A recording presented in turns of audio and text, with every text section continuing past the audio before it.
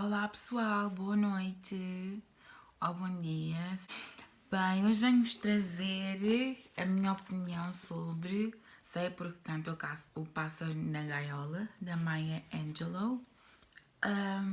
É um livro que eu já li há algum tempo, mas depois até fiz o vídeo, mas depois não sei o que aconteceu, acho que apaguei o vídeo sem querer, não sei o que aconteceu. Hoje é dia de Páscoa, por isso boa Páscoa, mas sei que vocês vão estar a ver isto no outro dia qualquer, mas ainda assim boa Páscoa a todos. Tenho ali o meu pudim à minha espera, mas decidi fazer uma pausa na minha comilança para vir cá vos falar um bocadinho deste livro e dos aspectos que eu acho que eu achei interessante, daquilo que a meu ver é relevante, né, nesta minha leitura, nesta minha primeira leitura a este livro. Bom, eu não vou estar aqui a dizer quem é Maya Angelou, mesmo que quem não saiba quem ela é, eu acho que podem sempre fazer uma pesquisa. Acho que existem aqui imensos vídeos no YouTube que falam sobre ela, sobre a história dela.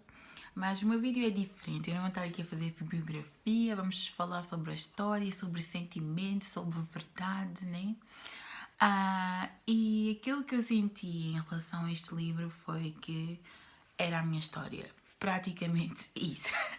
Eu estou sempre a dizer isto, mas é mesmo verdade. Eu senti mesmo que esta história era a minha história. Eu revi-me imenso nas palavras da Maya, a história que ela contou, em todos os aspectos, tipo em tudo, porque esta história, né, fala da infância da Maya, uma criança chamada Maya, que é a própria autora, né, e fala, dos problemas de integração que ela teve, não só pelo seu aspecto físico, mas também pela sua própria forma de ser, pelos seus interesses que demonstrava, pela sua personalidade, tudo fazia com que ela fosse uma pessoa à parte, estás a ver, diferente de todos os outros, e por isso para ela achava que isso era negativo, como muitos de nós quando somos crianças e às vezes não nos integramos tão facilmente, achamos que nós é que estamos mal, que nós é que temos alguma coisa de errado, quando na realidade não é sequer nem sequer é isso que se põe. E pronto, a história fala muito sobre esse aspecto de não se identificar da diferença, porque mesmo, mesmo havendo a tal segregação racial nos Estados Unidos, como é muito bem retratado e escrito neste livro, ela estando também ainda nessa parte desse lado da comunidade negra, os mundos, tipo, é muito importante perceber, né? Eu percebi muito ao ler este livro, é que quando existe segregação, essa segregação não é completa nem nunca poderá ser completa, estás a ver? Vai sempre existir integração, até porque muitas das mulheres negras que estavam dentro desta comunidade negra iam trabalhar nas casas das mulheres brancas.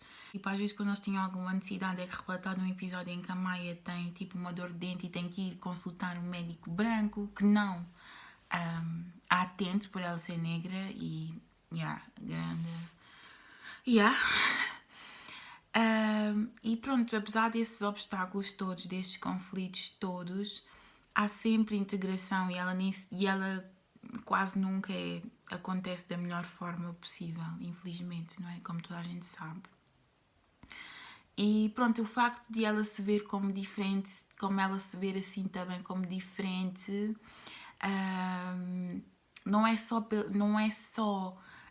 dentro da por não se integrar, por não fazer parte dessa comunidade branca, desse padrão, supostamente esse padrão de beleza, desse padrão físico que existe, que vigorava e vigora até hoje, né?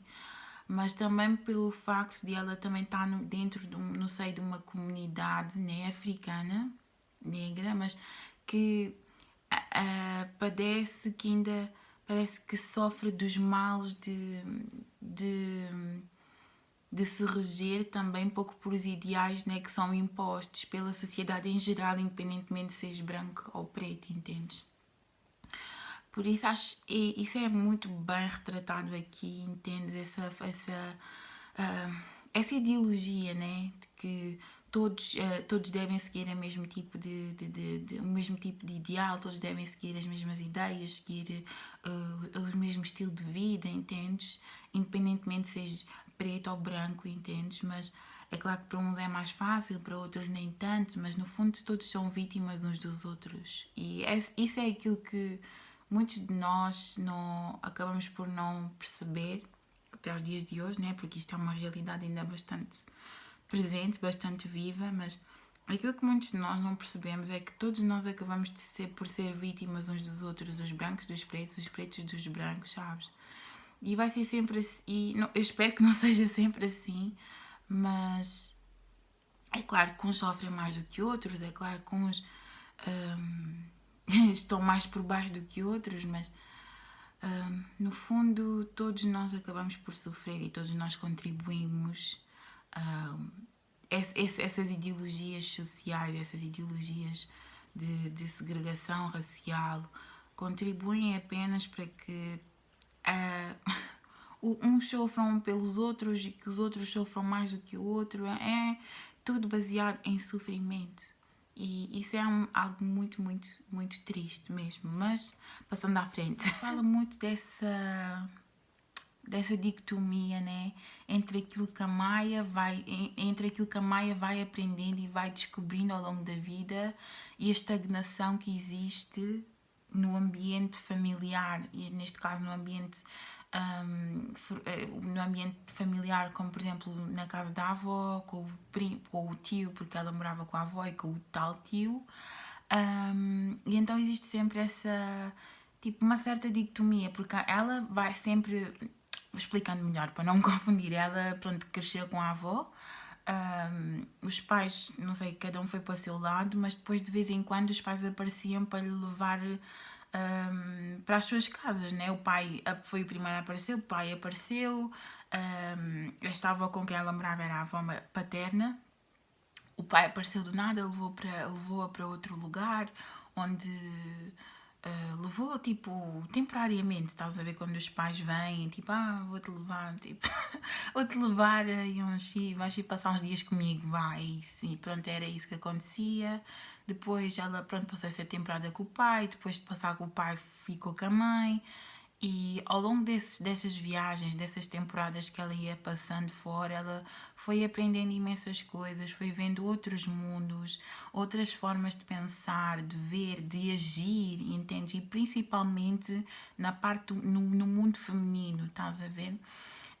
Porque ela, a primeira pessoa com quem ela feminina com quem ela tem maior interação é a avó, principalmente, não é? E a avó, pronto, tinha um certo padrão de comportamento que depois ela veio confrontar com o padrão de comportamento da própria mãe, não é? Então ela percebeu, por exemplo, que a avó falava de uma forma muito não tão correta como a da mãe, que ela achava, pronto, que existia uma forma correta de se falar o inglês e outra que nem tanto correta, onde não havia uma boa conjugação de verbos, etc, etc, etc. E ela, pronto, associou o falar mal à avó e o falar bem à mãe. Tanto que aqui é muitas vezes dito, ela diz muitas vezes que não conseguia acreditar que tinha uma mãe que falava tão bem. Tipo, ela tinha muito orgulho da mãe e do pai, do facto de falarem muito bem o inglês e de dizerem as palavras muito bem, sem erros, sem nada, como ela estava habituada a ouvir com a avó. E então, e depois ao longo do tempo a mãe é muito bela, a mãe trabalha com a beleza, a partir da sua beleza, e a avó nem tanto. A avó era uma mulher que trabalhava numa mercearia, que pronto, estava desgastada com o passar do tempo, com o tempo, era uma pessoa muito sofrida mesmo, uma pessoa muito sofrida, uma pessoa que fazia todos os sacrifícios e às vezes até passava humilhações. São aqui relatados episódios em que, tipo, a avó baixa a cabeça e faz passar, tipo, deixa-se passar por humilhações, mesmo com crianças brancas, principalmente, naturalmente, molhada por pessoas brancas, Mas ela deixa que isso aconteça, ela não reage, não faz nada, porque lá está, é algo que já está bem, infelizmente, enraizado, né? Em muitas comunidades africanas, essa necessidade, o facto de verem, e até hoje digo, o facto de verem que é necessário deixarem que ele o menospreze, porque sabe que é ele que no fundo também lhe vai dar o dinheiro para pôr a comida em cima da mesa, para pagar os estudos dos filhos, dos netos, de que seja quem for, entende? E há uma relação um pouco, algo bastante tóxico, mas que acontece até hoje, infelizmente. E é muito relatado esses episódios em que a avó às vezes deixa-se humilhar, e não quero deixar aqui a imagem errada de que a avó era não tinha tipo autoestima, ou que não tinha tipo voz ou palavra, não era nada disso. Ela por isso simplesmente era inteligente, sabes? Porque às vezes quando tu estás a reagir perante as situações da vida e tu sabes que isso não te vai trazer benefício nenhum, especialmente quando tu vives num mundo de brancos, sem ofensa, mas é a realidade, não é? Quando tu vives num mundo de brancos, tu não podes do nada, principalmente neste tempo, estamos a falar dos anos 30, anos 20, anos 30, Estados Unidos, tu não podes do nada dizer aquilo que te vem à cabeça, aquilo que tu achas ou aquilo que tu sentes, entendes? E a estratégia de muitas destas pessoas é mesmo ignorar, estás a ver? E deixar o outro achar que o humilhou, entendes? Mas pronto, a avó pronto, tinha esses certos padrões, era uma mulher muito mais antiga, já vinha de outros meios, né? E depois a mãe também era muito mais solta, vá, muito menos restrita. A avó era muito ligada à religião e é muito difícil ler estes relatos relativos à religião, porque a avó muitas vezes, a forma como a avó olhava, a avó da Maia olhava, a Margaret é a Maia, como ela olhava para a religião como uma forma uma forma de punição, como uma forma de sacrifício, entendes? E não uma forma de amor, não é? A forma como a avó olha para a religião com toda essa conotação um pouco pesada, às vezes passa para as crianças, tanto para a Maia como para o irmão. E é algo que a mim é muito difícil de ler, sabes? Porque até a religião, né, que supostamente tinha que ser aquele porto de abrigo para todos nós, né, acaba por ser um pouco mais um ponto de sacrifício, mais um ponto de autoflagelação, tipo de autoculpa, sabes? É uma coisa mesmo muito pesada. E pronto, é bastante bem retratado aqui no livro também. E pronto, e em contraste também, da Maia era completamente livre, era uma mulher que trabalhava muito com a sua aparência, era uma mulher, era mixed race, era tipo mistura, estás a ver? Acho que tinha origem alemã e africana. E pronto, a mãe trabalhava muito com a aparência e jogava muito com o facto de também ser de ser tipo misturada para conseguir aquilo que ela queria, para conseguir as coisas que queria e tudo mais.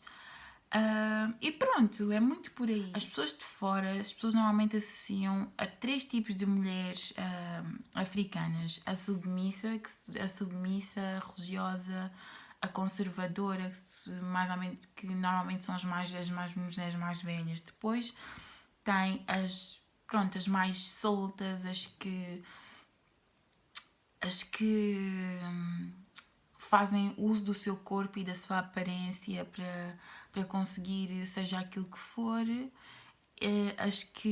As crianças, as meninas, as crianças que muitas vezes não têm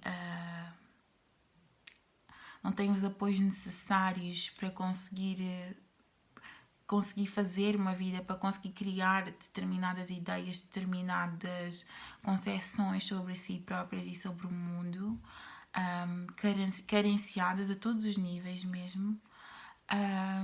E então este livro vai tratando sobre esqueci-me do nome, mas é estas tipologias de mulher africana que geralmente as pessoas têm a tendência de associar preconceituosamente, que tem principalmente nos Estados Unidos, não é? E sente que cá fora também não, acaba por não ser assim muito diferente, não é? E pronto, parece que as mulheres negras parece que são colocadas dentro dessas caixas, mais ou menos, não é? É tipo aquela história da mulher, da angry black woman, estás a ver? A mulher negra está sempre chateada. É tipo, são preconceitos, são ideias feitas, são estereótipos, é isso mesmo. Estou aqui há meia hora à procura da palavra, mas é isto mesmo, estereótipos, é essa a palavra, o estereótipo. E outro aspecto que achei interessante, assim, por alto também, foi a relação que a Maia tinha com o lado masculino. Por um lado tinha o irmão, que era como o seu confidente, davam-se mesmo muito, muito, muito bem. Era o seu confidente, falavam de tudo. Tinham uma excelente, excelente relação de proximidade mesmo. Depois tinha a relação com o pai, que era uma relação um pouco. E até no final, o episódio final é um episódio muito marcante. Foi um episódio muito marcante para mim, porque a Maia vai para uma viagem ao México com o pai. É um episódio muito marcante da história, mas que não vou tratar aqui. Mas é um episódio muito marcante, não é? Porque ela vai nessa viagem e nessa viagem ela vê uma oportunidade de se aproximar do pai, mas ela depois já percebe-se que o pai a utiliza, né, para chegar a um fim, entende? E então ela entende que o pai realmente não se importava com ela, queria apenas aproveitar-se dela, em coisas assim. Mas pronto, tem essa relação com o pai que é mais ou menos, é próxima, mas ao mesmo tempo não, porque o pai não parece ser uma pessoa muito sensível, uma pessoa muito que se importe realmente com os sentimentos da Maia, com as coisas que ela acha, com as coisas que ela pensa. Parece que ele muitas vezes olha para ela como ela própria olha para ela, com aquele desprezo, com aquele sentido de que não existe nada de especial e nada de interessante sobre esta miúda, é só uma miúda, entendes? Ao contrário da mãe, por exemplo, que sempre puxou aquele lado mais autêntico e verdadeiro dela, né? O pai não, o pai trabalhava com aquilo que a miúda dava, entendes? A miúda demonstra isto, então ele pega nisso, ok, pronto, é isto, entende? E, yeah. Não quer dizer que... Agora eu vou dizer uma coisa aqui, um bocado. Não quer dizer que os homens sejam assim, mas eu acho que muitos homens, principalmente estes pais que geralmente não criam os filhos e não estão bem presentes na vida deles, tanto pais como mães, seja o que for, às vezes não têm essa sensibilidade de conhecer, de querer, de ver a criança por dentro, estás a ver, e de realmente tentar ter esse interesse de puxar e de aumentar a autoestima e a confiança da criança, entendes? Tentam sempre, trabalham, é como eu digo, trabalham com aquilo que as crianças dão. A criança demonstra isto, ok. É, por exemplo, a Maia é quieta, pronto, ela é tímida, é tipo, não interessa, entendes? Em vez de tentar puxar, em vez de tentar motivar, entendes? Mas pronto, já. Yeah. É assim. E pronto, existe essa relação meio fria com o pai, mas nem sempre. E depois há um episódio muito importante em que a Maia é molestada por um senhor, que estava com a mãe, que na altura estava junto com a mãe, era o padrasto dela. Esse episódio é bem pesado, sim, mas ao mesmo tempo eu acho extraordinária a forma como ela descreveu a cena e como descreveu aquilo que sentiu, a ingenuidade por detrás, por detrás não, expressa ali mesmo naquelas falas, naquele texto, porque ela diz assim algo do género, depois de o homem ter feito isso, ela diz algo do género: agora eu realmente tenho um pai, entende? Isso para mim ficou-me tanto, estás a ver? Porque só essa palavra realmente demonstra, né, o quão carente ela estava a todos os níveis, estás a ver? Tanto, não sabia o que era um pai na sua vida, não sabia o que era correto ou não, entendes? Não sabia o que ela própria sentia, entendes? Tanto que ela diz isso e depois acho que começa a chorar, basicamente, entendes? E é algo bastante latente neste livro, esse desfazamento emocional, estás a ver? Que muitos de nós, eu senti isso, acredito que muitos de vocês também tenham sentido isso ao longo da vossa vida, que é o facto, é como se tivéssemos uma venda e ao longo da vida isto vai acontecendo várias vezes, mas principalmente quando somos crianças e não temos assim uma infância muito cor-de-rosa e feliz. Às vezes existem existem acontecimentos, coisas que as pessoas dizem, a forma como nós nos sentimos em relação a nós próprios, sobre a nossa autoestima, sobre aquilo que nós vemos, que nós somos, sabes? Existe um desfazamento tão grande, sabes? E tu vês de uma maneira tão má e tão negativa que tudo aquilo de mal que acontece na tua vida é mais uma coisa e tu nem consegues perceber o quão mau aquilo é, entendes? E isso é algo bastante pesado. Eu não passei pelas coisas que a Maia passou, mas. E também não me consigo sequer meter no lugar dela, mas consigo identificar-me muito com esse sentimento de é tipo uma sombra de completa falta de completamente falta de luz, entendes? E principalmente falta de entendimento, entendes? Falta de visão em relação a determinadas coisas, sabes? Que não é os teus pais que te dizem, não é a tua professora que te diz, estás a ver? És tu própria que muitas vezes tens que conseguir ir buscar isso dentro de ti e muitos de nós, principalmente falando agora, as pessoas que tipo, são de comunidades africanas, são africanos e moram na Europa, tipo, principalmente falando agora, tipo, pegando num aspecto mesmo básico, é aquela cena o padrão de beleza, estás a ver? Que tu desde sempre vês que a pessoa bonita, pronto, a velha história, né? Que o bonito é o cabelo liso, a cara fina, tipo, a pele clara e não sei o quê, os olhos azuis e seres magra, como muito magra. Quer dizer, hoje em dia já não é ser magra, é tipo teres uma cintura bem fina e um rabo bem grande. Mas é todos esses padrões, estás a ver, que tu ao crescer tu crescendo, tu vais identificando como sendo a verdade absoluta e tu és completamente aquela porcaria ao lado que não se encaixa em nada, que não se, tipo, é tipo como se tu estivesse a comparar, sei lá, o dia e a noite, estás a ver?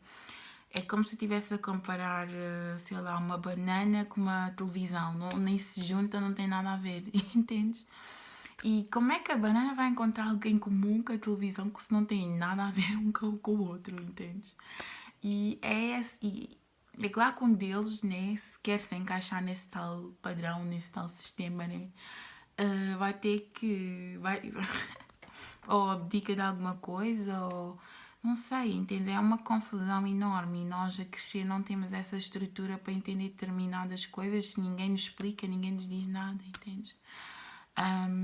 E o livro trata mesmo muito, muito sobre isso. Eu adoraria ter lido isto quando era mais nova, quando tinha pai 13 ou 14 anos e tinha certeza que ia olhar para tudo de uma forma muitíssimo para a minha vida e para aquela altura da minha vida de uma forma muito diferente, a perceber que não estava sozinha, que eu não era nenhum monstro e não era nada tipo do outro mundo, que eu era normal, que eu era eu, estás a ver, assim como a Maia era a Maia, assim como tu és tu, estás a ver, cada um é como é e ponto final, estás a ver, ninguém tem que ser igual a ninguém. E. Yeah. E depois, pronto, anos mais tarde vamos estudando, vamos aprendendo com a vida e vendo outras coisas, né? E percebendo coisas novas. Mas este é um livro, né, que eu aconselho. A linguagem não é uma linguagem complicada de todo. Quem entende inglês pode ler inglês também, é bom, mas esta tradução é muito boa, esta edição. Mas eu aconselho, tipo, este livro para mim é tipo, a partir dos 10 anos, acho que é um livro já que pode ser lido. Depende dos 10 anos. Eu, por exemplo, quando tinha 10 anos era uma criança já era bem, tipo, já era bem madura, tipo, emocionalmente, mas há crianças que não são, mas eu acho que é um livro que tem que ser lido bastante, que deve e pode ser lido bastante cedo, porque dá logo à pessoa uma ideia fundamental, uma ideia que a vai ajudar para o resto da sua vida. E pronto, falando de outras coisas, não sei, pronto, no fundo o livro é mesmo estas dinâmicas da Maia com o mundo à sua volta, não é? O mundo já por si só, o mundo onde ela estava por si só já era bastante específico e bastante particular, tendo em conta a época em que a história é retratada, como eu já disse, as condicionantes, ela ser quem é, por ela ser como é, entendes? É extremamente interessante já desde aí. E pronto, eu adoraria, e vou ter que dizer isto, né?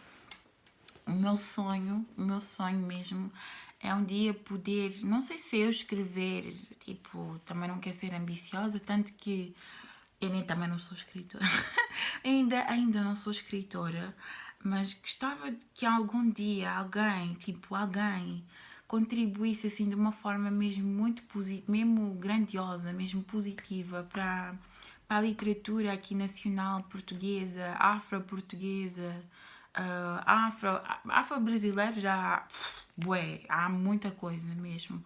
Mas afro-portuguesa, where are you? Tipo, nós precisamos de escrever mais, de expressar as nossas ideias, de escrever livros assim que inspirem a nossa comunidade, as nossas pessoas, né?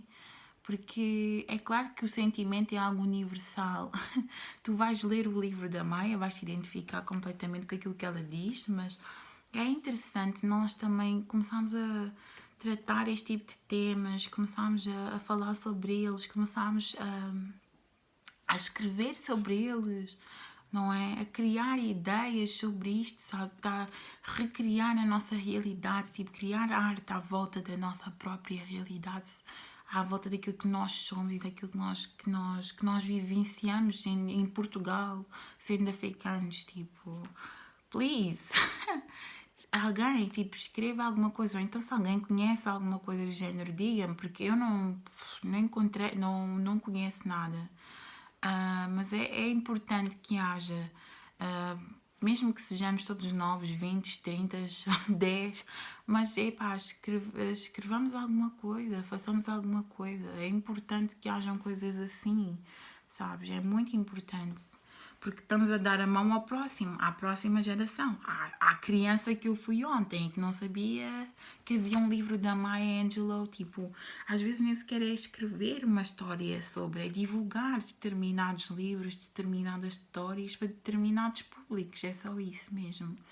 E acho que tem que se criar mais plataformas para isso, né? Por isso, por isso este foi o meu vídeo. Gostava de ter falado de mais coisas, mas agora não me estou a lembrar assim tanto. Mas no fundo era basicamente isto: era falar dos estereótipos, da história da Maia, do porquê de eu me ter identificado. Existem várias coisas ao longo do seu crescimento, do crescimento dela, que são interessantes e são importantes de apontar.